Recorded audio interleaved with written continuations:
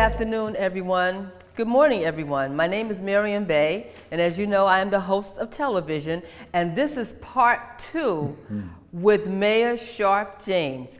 We ended the last time about housing. You was talking about Society Hill and NJIT and Havnavia. Kabor Havnavia Yes. came here and took a gamble. Yes.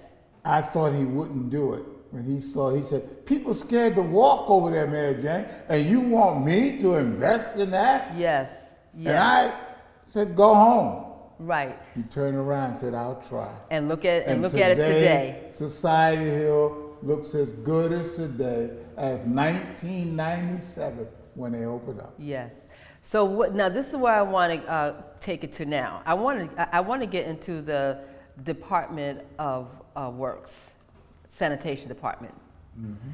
And the reason why I want to is because I remember when I was working with Councilwoman Bessie Walker. Oh. Yes. We had a lot of brothers who were released from prison who would go down to work at the Department of Works, the Sanitation Department. And now I'm working with the city of Newark in their reentry program, and Mayor Baraka has a program for those who are returning home from prison, and they go to work at the Sanitation Department. And when I heard about that, when I came on, I said, wow, that's what Mayor James used to do. I remember how the guys would come home and they would go and work there. So I want you, if you could briefly, just real briefly, talk about the Sanitation Department and why you did that for those brothers and sisters who was coming home. We have to consider those, once again, what you do for the least of my people. And they would call and come to City Hall for a job. And we had a tremendous turnover in the sanitation department. Many people didn't want to work there. They didn't want to be seen, the mother, the father, the girlfriend. So we had a great turnover. And I came with the idea, why not offer these to our reentry people? Mm-hmm. You want to start at the bottom, you want a job, we'll give you an opportunity on any vacancy in the sanitation department. We'll give you the job, but we can't hold the job.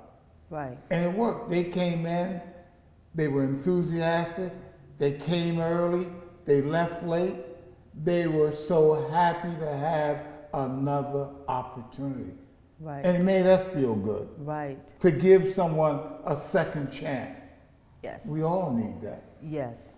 Yes. And it also helped them to get an education as well, because they took advantage, some of them are taking advantage of the training that we offer them as well. So I want to thank you for that, because that grew to what we have today.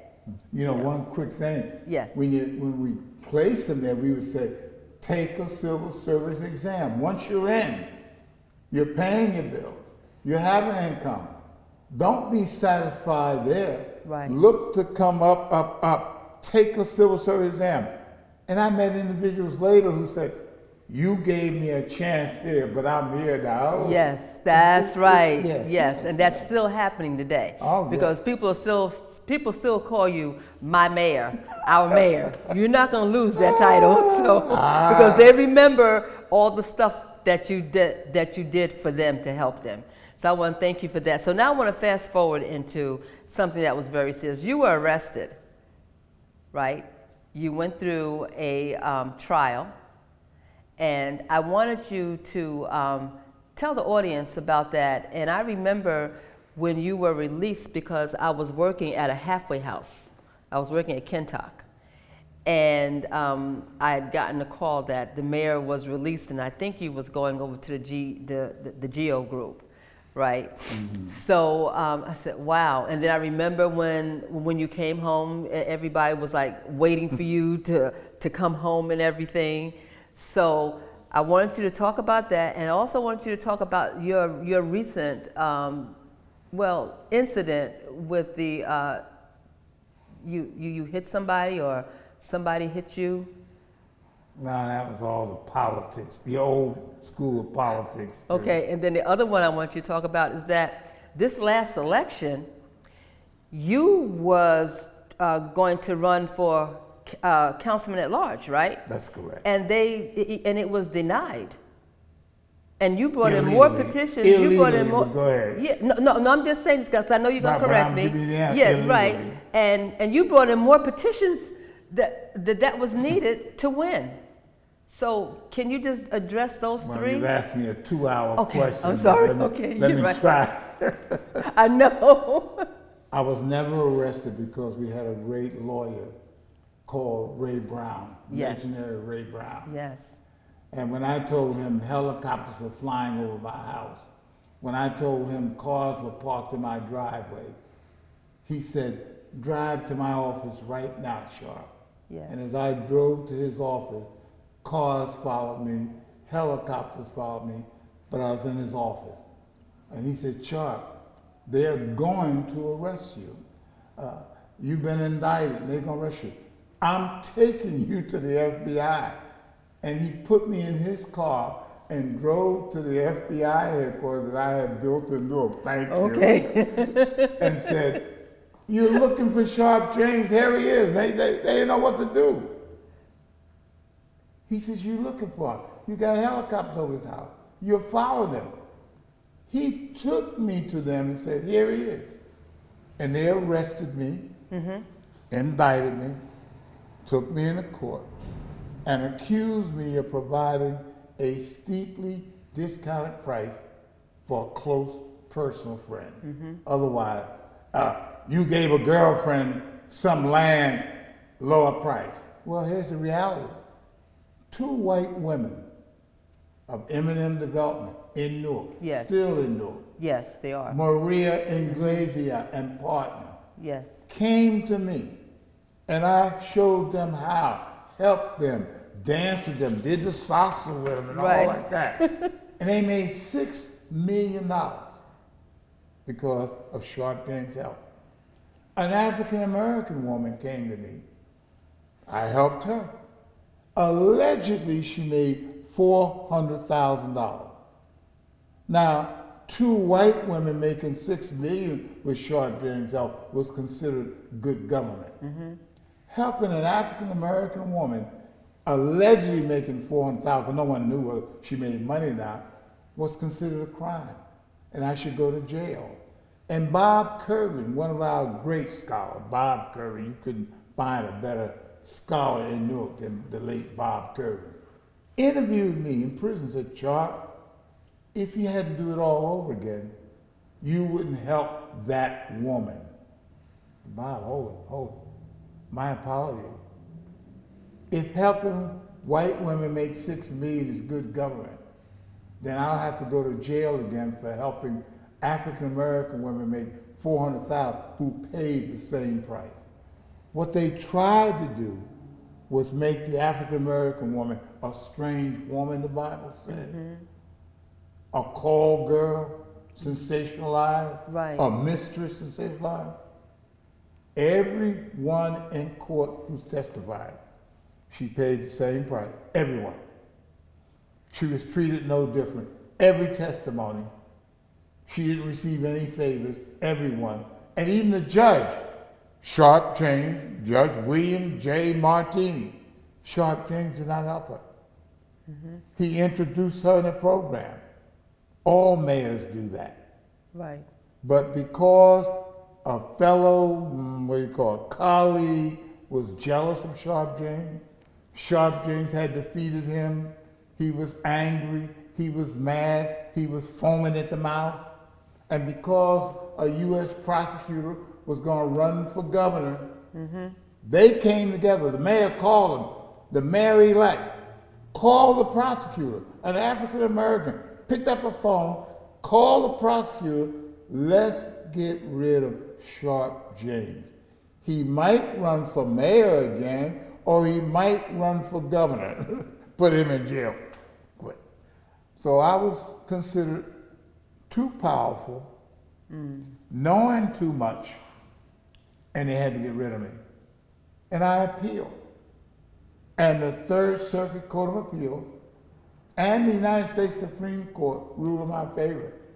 And while everyone, oh, that thug, Sharpe did this, I was in a barber shop and getting a shave and had a towel on my face. And the guy next to you, well, you know that mayor been stealing. He stayed too long. If he stayed that long, he got to be stealing. And the barber took my towel and said, why don't you tell him? He said, he's in the chair next to you.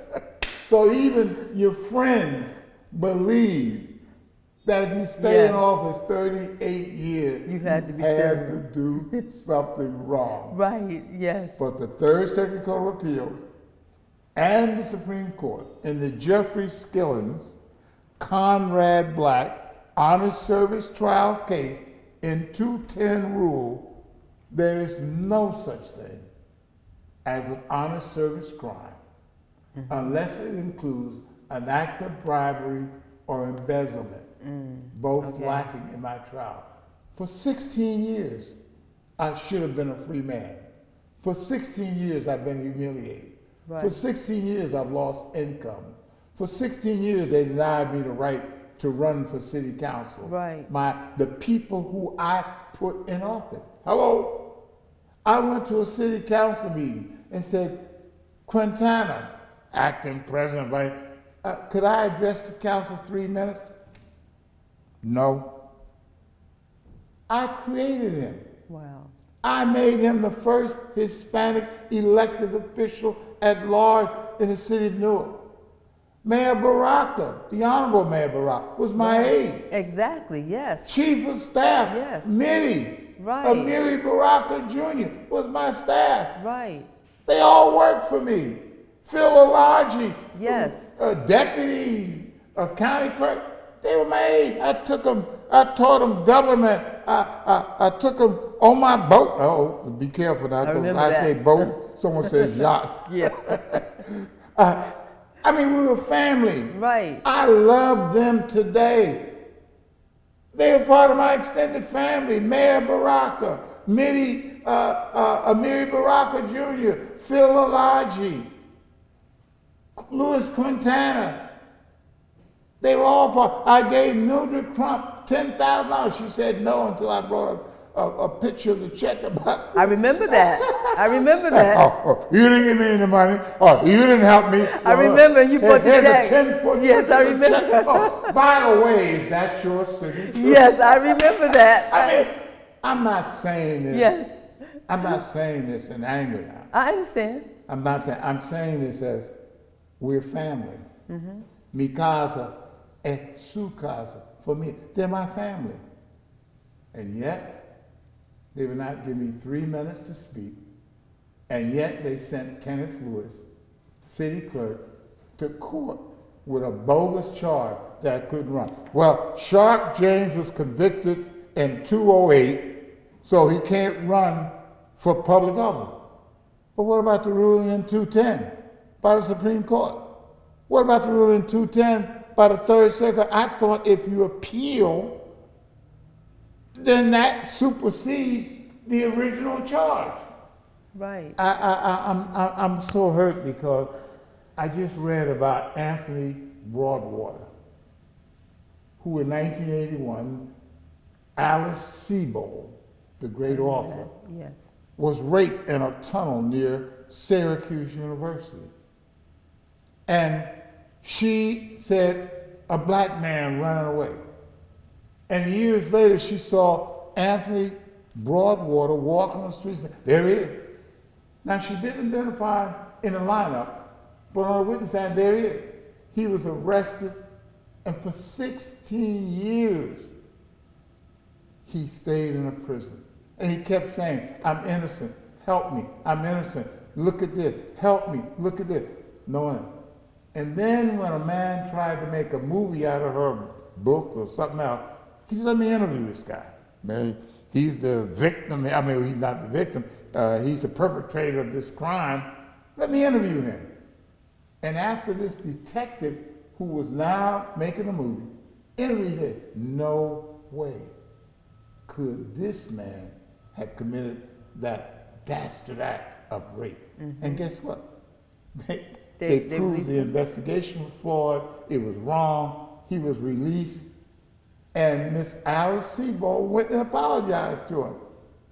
But now if you read the paper, he's suing, I think, in New York or the courts, but he's suing saying, how do I get my life back? Right. Maybe he should sing that song the Bee Gees say, how do you mend a broken heart? Yes. How do I get my life back? Right. How does Sharpe James, after 16 years of you're a thug, you're a buffoon, my Right. colleague who I defeated calls that, he's a crook, he's a thief. How do you get your life back? Yes. How do you get your life back? And you know what you're saying too? You know how that applies to so many people that's incarcerated today. I'm glad you said that, because I don't want to make it like it's only Sharpe James. Yes. You can't pick up the paper. Every month there's someone who is incarcerated wrongly, Yes. who served, it can be 5, 10, 15 years in a federal state prison, and they're now saying, we're sorry, we made a mistake, go ahead, you can go home. It happens every day. Yes. Overzealous prosecution and individuals who are jealous of you. And I think it was the senator in Virginia who said, America, home of the brave, land of the free, incarcerate more people than any other country on the planet Earth. And you know what he said? Either we have the most violent population on the planet Earth, or either our judicial system is flawed. And I want to believe. It's the judicial system is Thank flawed. you. That's right. They talk about electing some of these prosecutors or what have you. Yes. Thank you. Thank you. Yeah, and see, and then and the other part too is that the majority of these people that we're talking about are Black and Hispanic. Come on now. I've been in prison. Now be careful. Yes. 80, 90%. Hello, folks. Yes. Hello. Oh, yeah, Giant. Yes. I'm on vacation, but the system is wrong. It's not fair. It's racist. Remember the incident in Boston when they had an incident and they started arresting every black man Oh yes. who Right. walked the street. I can't breathe. Hey, we can go. Yes. Mrs. Buford, the housewife up there, 13 cops. Yes. I mean, we could go on, and we need to fix it. Yes, we do. We need to fix it. So while you were in there, what did you do in there? I mean, you're an educator. So I know you My had to first become vacation. a mentor. Okay, that was your first vacation. Vacation, 18. Well, first of all, they said they had a sign up there. They first thought I was going to Camp Kilmer, and they had a sign, "Welcome, Mayor James." But the judge does not decide that. What's called BOP, the Bureau of Prisons. Right. They sent me to Petersburg, Virginia. And I thought it was what, St. Petersburg, Florida. I got my tennis racket and everything. No. You go to Virginia where the mayor of Washington went. What was our mayor of Washington? Maryam Bey. Oh yes, Marion, right. I went there and they said, well, it used to be called Sweetsburg, Sharpe, but when he came here, some incident, it's now, is no longer, is a prison. But anyway, this is a hard thing to say. The people who were in prison treated me with more respect than the people outside. I learned a lesson that, yes, we should help the least of our people. When I went to prison, they said, he's the mayor. Mayor James, welcome. Mayor James, how are you, Mayor? And the guards and the people said, you can't call him mayor. Said, well, what are you going to do? Lock me up? I'm already here. What are you going to do, right? Right. That was the respect. They would let me go to the front of the line to eat. They wanted to wash my clothes. They respected the fact that someone they knew who had tried to help people, the reentry program, remember that? Yes. They respected that. They knew my record in Newark. And I was treated with absolute respect. Wow. By the least of our people. I could never look down on anyone. I have to take George Brandt's statement that he always said, never look down on a person unless you're going to pick them up. Yes, I like that. Because I learned the hard way. Oh, do the crime, you should do the time. Well, be careful about that statement. Make sure they did the crime. Make sure it's not a wrongful conviction. Right. The least of our people showed the greatest respect for a mayor wrongfully convicted. I mean, I was humbled in prison, humbled. Well, I want to just thank you because I want to, when you were in office, every place that we went to, when you had anything, you always had the electric slide. You remember you did that all the time? Yes. I learned it from you, the electric slide. I want to do the electric slide. Do you feel like dancing a little bit? Go ahead. Okay. What do I do with it? Oh, here we go.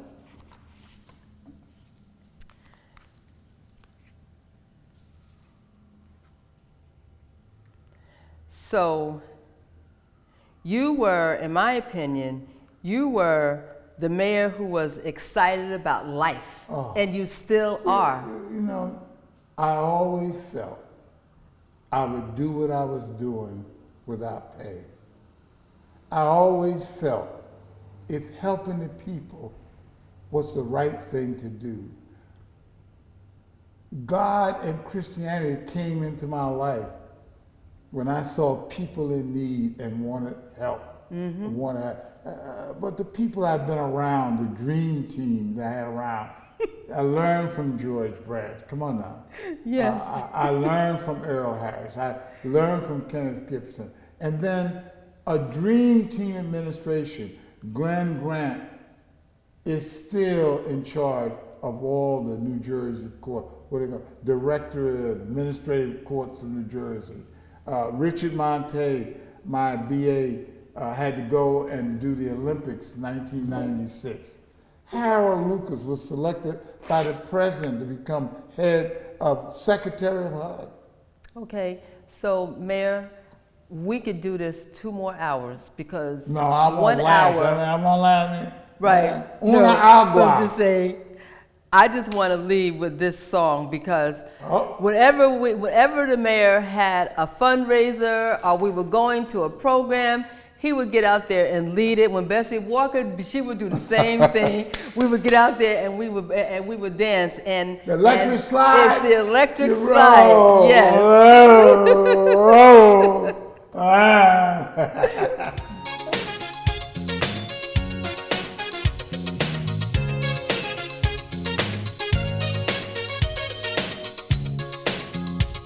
It's electric.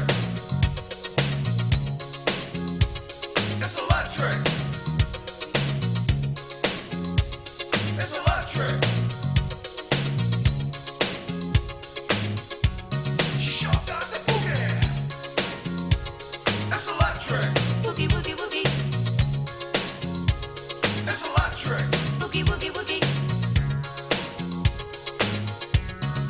Here, there, and everywhere.